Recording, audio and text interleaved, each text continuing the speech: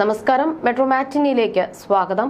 ബസ്സിൽ ലൈംഗിക അതിക്രമം നടത്തിയെന്നാരോപിച്ച് യുവതി സമൂഹ മാധ്യമങ്ങളുടെ വീഡിയോ ദൃശ്യം പ്രചരിപ്പിച്ചതിനെ തുടർന്ന് യുവാവ് ജീവനൊടുക്കിയ വാർത്തയാണ് ഇപ്പോൾ ചർച്ചയാകുന്നത്. കോഴിക്കോട് ഗോവിന്ദപുരം മണൽത്താടം TP ഗോപാലൻ റോഡിലെ ഉള്ളാട്ടുതൊടി ദീപക്കിൽ ദീപക്കാണ് മരിച്ചത്. കഴിഞ്ഞ ദിവസം രാവിലെ കിടപ്പുമുറിയിൽ മരിച്ച നിലയിൽ കണ്ടെത്തുകയായിരുന്നു. സംസ്കാരം നടത്തി. സ്വകാര്യ വസ്ത്ര നിർമ്മാണ സ്ഥാപനത്തിന്റെ സെയിൽസ് എക്സിക്യൂട്ടീവായ ദീപക് ജോലി ആവശ്യത്തിന് കണ്ണൂർ പയ്യന്നൂരിൽ എത്തിയപ്പോഴാണ് വീഡിയോയ്ക്ക് ആധാരമായ സംഭവം നടന്നത്. ട്രെയിനിറങ്ങി ബസ് സ്റ്റാൻഡിലേക്കുള്ള യാത്രയിൽ ബസ്സിൽ വെച്ച് ദീപക് തന്റെ ശരീരത്തിൽ ദുരുദ്ദേശത്തോടെ തൊട്ടതായി ആരോപിച്ച് അരീക്കോട് സ്വദേശിയായ യുവതി കഴിഞ്ഞ ദിവസം വീഡിയോ ദൃശ്യങ്ങൾ സമൂഹമാധ്യമത്തിൽ പ്രചരിപ്പിച്ചിരുന്നു. ആരോപണം ഉയർന്നതോടെ ആദ്യ റീൽ പിൻവലിച്ച യുവതി വീഡിയോയ്ക്കൊപ്പം വിശദീകരണവും ചേർത്ത് മറ്റൊരു റീൽ പോസ്റ്റ് ചെയ്യുകയായിരുന്നു. വസ്തുതാവിരുദ്ധമായ ആരോപണമാണ് നടത്തിയതെന്നും വീഡിയോ പ്രചരിച്ചതോടെ ദീപക് കടുത്ത മാനസിക സംഘർഷത്തിലായിരുന്നുവെന്നും ബന്ധുക്കൾ പറഞ്ഞു. എന്നാൽ ഈ സംഭവവുമായി ബന്ധപ്പെട്ട കുറിപ്പ് പങ്കുവച്ച് നടൻ ഹരീഷ് കണാരൻ രംഗത്തെത്തിയിരിക്കുകയാണ്. ബസ് യാത്രയ്ക്കിടെ ആർത്തവ വേദന നേരിട്ട പെൺകുട്ടിയോട് കരുതലോടെ ദീപക് പെരുമാറി. ദീപക് ഒരു ലൈംഗിക അതിക്രമിയല്ല, മറിച്ച് സ്ത്രീകളെ ബഹുമാനിക്കാൻ അറിയുന്ന പച്ചയായ മനുഷ്യനായിരുന്നുവെന്നും ഹരീഷ് പങ്കുവച്ച കുറിപ്പിൽ പറയുന്നു. ഫേസ്ബുക്ക് കുറിപ്പിന്റെ പൂർണ്ണരൂപം ഇങ്ങനെയായിരുന്നു. ആത്മഹത്യ ചെയ്ത ദീപക്കിനെ കുറിച്ച് അതേ ബസ്സിൽ യാത്ര ചെയ്ത മറ്റൊരു പെൺകുട്ടി പറഞ്ഞത് സോഷ്യൽ മീഡിയ ലൈംഗിക അതിക്രമി എന്ന് മുദ്രകുത്തി കൊന്ന ദീപക്കിനെ കുറിച്ച്. മാസങ്ങൾക്ക് മുൻപ് അതേ ബസ്സിൽ വെച്ച് അദ്ദേഹത്തെ പരിചയപ്പെട്ട മറ്റൊരു പെൺകുട്ടിക്ക് പറയാനുള്ളത് കേൾക്കുമ്പോൾ ആരുടെയും ഉള്ളൊന്ന് പിടയും. ദീപക് എന്ന വ്യക്തി ആരായിരുന്നുവെന്ന് ദീപക്കിനെ വെറും ഒരു ദിവസം മാത്രം പരിചയമുള്ള ആ പെൺകുട്ടിയുടെ വാക്കുകളിൽ നമുക്ക് മനസ്സിലാകും. ഏകദേശം ഒരു വർഷം മുൻപ് അതേ ബസ്സിൽ യാത്ര ചെയ്യുന്നതിനിടെയാണ് ഈ പറഞ്ഞ പെൺകുട്ടി ദീപക്കിനെ കാണുന്നത്. അസഹനീയമായ പീരിയഡ്സ് വേദന കൊണ്ട് മുഖം വാടിയിരുന്ന ആ കുട്ടിയെ കണ്ട് അടുത്ത സീറ്റിലിരുന്ന അപരിചിതനായ ദീപക് ചോദിച്ചത് മോളെ എന്ത് പറ്റി എന്നാണ്. വെറുമൊരു ചോദ്യമായിരുന്നില്ല അത്. അവളുടെ വേദന കണ്ടപ്പോൾ സ്വന്തം മകളെ പോലെ കരുതിയ ഒരു അച്ഛന്റെയോ ജ്യേഷ്ഠന്റെയോ കരുതൽ ആയിരുന്നു അത്.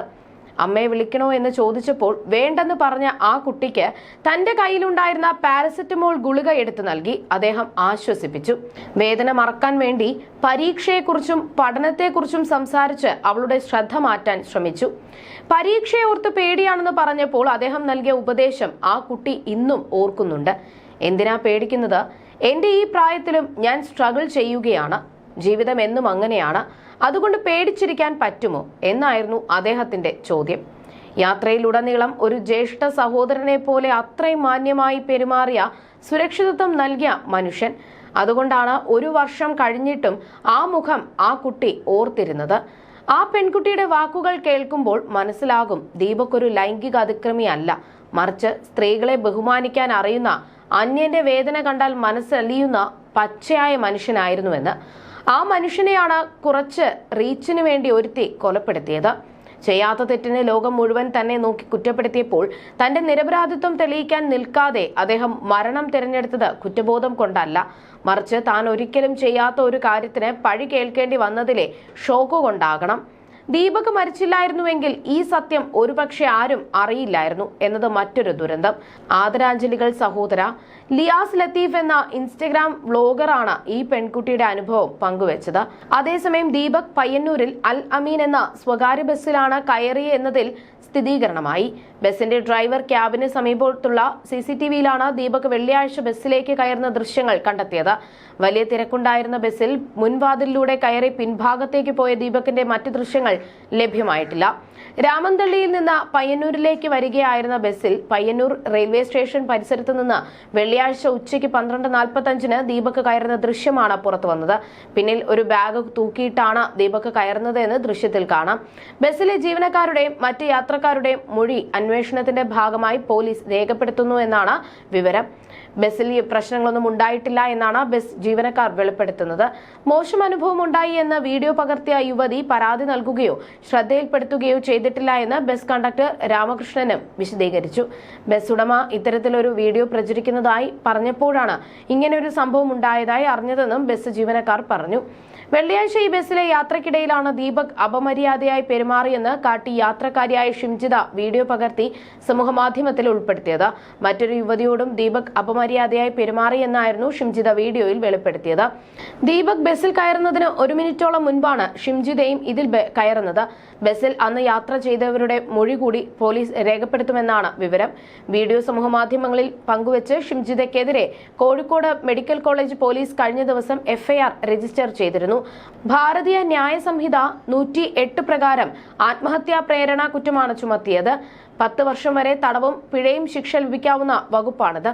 മരിച്ച ദീപകിന്റെ മാതാവ് കെ കന്യക നൽകിയ പരാതിയുടെ അടിസ്ഥാനത്തിലാണ് കേസെടുത്തത്. ലഭിച്ച പരാതികളിൽ പ്രാഥമിക വിവര ശേഖരണം നടത്തിയ ശേഷമായിരുന്നു കേസ് രജിസ്റ്റർ ചെയ്തത്. അതേസമയം ഈ സംഭവത്തിൽ ഇടപെട്ട് മനുഷ്യാവകാശ കമ്മീഷൻ നോർത്ത് സോൺ DIG അന്വേഷിക്കണമെന്ന് മനുഷ്യാവകാശ കമ്മീഷൻ ഉത്തരവിട്ടു. അന്വേഷണ റിപ്പോർട്ട് ഒരാഴ്ചയ്ക്കകം സമർപ്പിക്കണമെന്ന് കമ്മീഷൻ ജുഡീഷ്യൽ അംഗം കെ ബൈജുനാഥ് ആവശ്യപ്പെട്ടു.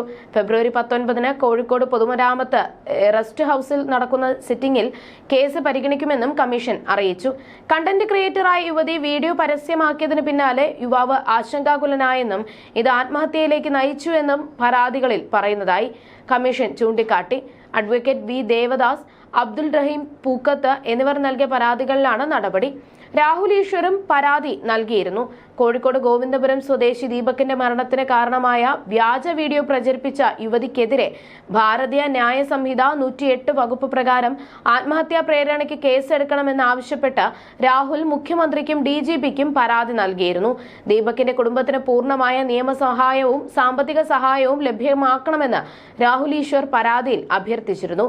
സോഷ്യൽ മീഡിയയിൽ പ്രചരിച്ച വീഡിയോ വ്യാജമാണെന്നും ആത്മഹത്യയുമായി ബന്ധപ്പെട്ട് മുഖ്യധാരാ മാധ്യമങ്ങൾ റിപ്പോർട്ട് ചെയ്യുന്ന വസ്തുതകൾ പരിഗണിച്ച് യുവതിക്കെതിരെ അടിയന്തര നടപടി വേണമെന്നും അദ്ദേഹം ആവശ്യപ്പെട്ടിരുന്നു.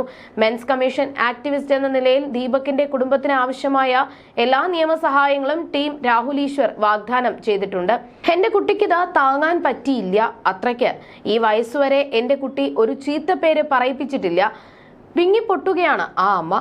പിറന്നാൾ ദിവസം സങ്കടം കാരണം ഭക്ഷണം പോലും കഴിക്കാതിരുന്ന ദീപക് ആ രാത്രി ചേതനയേറ്റ ശരീരമായി മാറിയത് ആ അമ്മ എങ്ങനെ സഹിക്കും? പയ്യന്നൂരിലെ ബസ്സിൽ ലൈംഗിക അതിക്രമം നടത്തിയെന്നാരോപിച്ച് യുവതി സമൂഹമാധ്യമത്തിൽ വീഡിയോ പങ്കുവച്ചതിനെ തുടർന്നാണ് ജീവനൊടുക്കിയ ദീപകിന്റെ വീട്ടിൽ ഇന്നലെയും നെഞ്ചുലയ്ക്കുന്ന സങ്കടമാണ് തളം കെട്ടിനിന്നത്. മെഡിക്കൽ കോളേജ് SI VR അരുണിന്റെ നേതൃത്വത്തിൽ മൊഴിയെടുക്കാനെത്തിയപ്പോൾ ദീപകിന്റെ അമ്മ കന്യക സംസാരിക്കാൻ പോലും ആകാതെ സോഫയിൽ ചാഞ്ഞിരിക്കുകയായിരുന്നു. വിങ്ങിപ്പൊട്ടുന്ന ദുഃഖം കടിച്ചമർത്തിയാണ് അച്ഛൻ ചോയി തൊട്ടടുത്ത് ഇരുന്നത്. ഓനൊന്നിനും പോകാത്തോന, അതാണ് ഇങ്ങനെയൊന്ന് കേട്ടപ്പോ അവൻ ഇത്ര സഹിക്കാൻ പറ്റാതായത് എന്ന് അച്ഛൻ ചോയി പറഞ്ഞു. എന്റെ മകന് സംഭവിച്ചത് മറ്റൊരാൾക്കും ഉണ്ടാകരുത്. വെള്ളിയാഴ്ചയാണ് യുവതി വീഡിയോ പ്രചരിപ്പിച്ചത്. ശനിയാഴ്ച ദീപകിന്റെ പിറന്നാളായിരുന്നു. വീഡിയോ പ്രചരിപ്പിച്ചത് അറിഞ്ഞ ദീപക് ആ ദിവസം ഭക്ഷണം കഴിച്ചിരുന്നില്ല. അന്ന് മോൻ എന്താണ് ഭക്ഷണം കഴിക്കാത്തത് എന്ന് അമ്മ ചോദിച്ചിരുന്നു.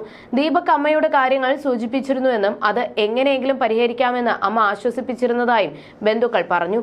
എന്നാൽ തന്റെ പ്രശ്നം സുഹൃത്തുമായി വിശദമായി സംസാരിച്ചിരുന്നു. നിയമപരമായി മുന്നോട്ട് പോകുന്ന കാര്യവും ചർച്ച ചെയ്തിരുന്നു. നടന്നത് കൊലപാതകമാണ്. ആ അമ്മയ്ക്കും അച്ഛനും പോയത് ആകെയുള്ള ഒരൊറ്റ മകനാണ്. ഞങ്ങളിൽ ഒരാളാണ്. ദീപകിന്റെ പിതൃ സഹോദരന്റെ പുത്രൻ സലീഷ് പറഞ്ഞു. ദീപക് മരിക്കുന്നതിന് മുൻപ് ഏതെങ്കിലും സുഹൃത്തുമായി സംസാരിച്ചതിന്റെ വോയിസ് റെക്കോർഡോ ക്ലിപ്പോ ലഭ്യമാണോ എന്നും പോലീസ് അന്വേഷിച്ചിട്ടുണ്ട്. വീഡിയോ പ്രചരിപ്പിച്ച സംഭവത്തിൽ സൈബർ സെൽ അന്വേഷണവും നടക്കും. മെഡിക്കൽ കോളേജ് പോലീസ് ഇന്നലെ വീട്ടിലെത്തി മൊഴിയെടുത്തു.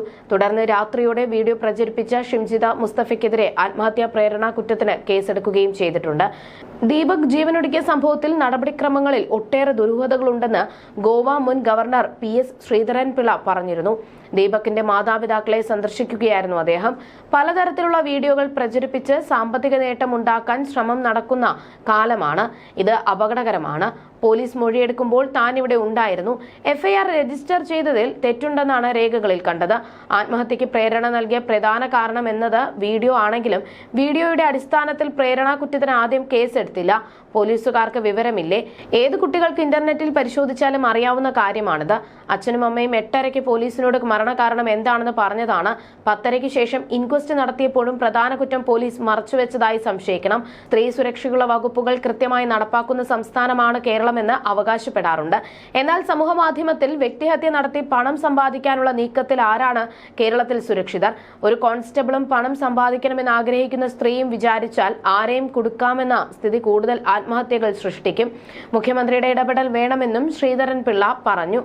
You're watching me on metromatney.com. on metromatney.com. metromatney.com. Subscribe for more videos. Subscribe for more videos. Subscribe here for more videos. Subscribe now. Thank you.